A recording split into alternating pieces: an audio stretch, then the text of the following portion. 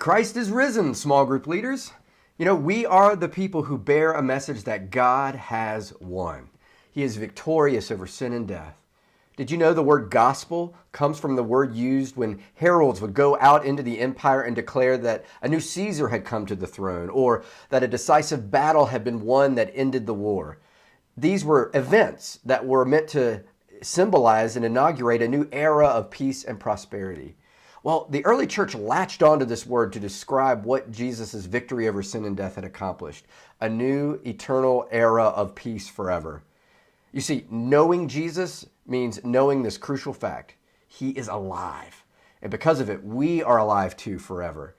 You know, in a world surrounded by news of suffering and of death, with people's hearts shrouded in lies and pain and doubt, this victory is very, very good news.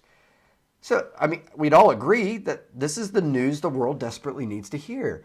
And yet we struggle to share it, don't we? A central part of knowing Jesus in small group is so that we are familiar enough to make him known. You know, our church doesn't do local outreach, but gospel-centered outreach, acknowledging that serving the needs of others is part of declaring Christ's victory over all brokenness and that he alone is the one who saves.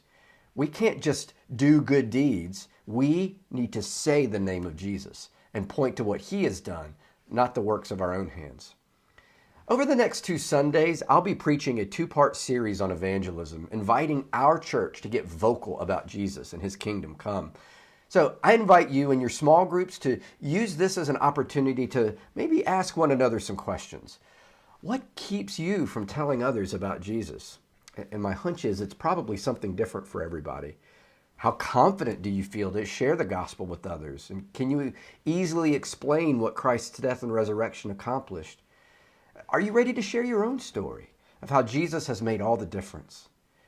Well, these are just the beginning of a much bigger conversation, but that's where we need this safe community where we are known to hold us accountable and ask if we've been a testimony to Jesus in the last week or the last several weeks. Your group needs to give lots and lots of grace for those who are struggling with this and be really generous with encouragement.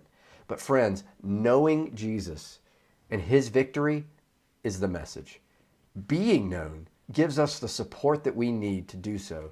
Making Jesus known is the call. I look forward to seeing our church proclaim the good news of Christ in the lives of others. Friends, he is risen indeed.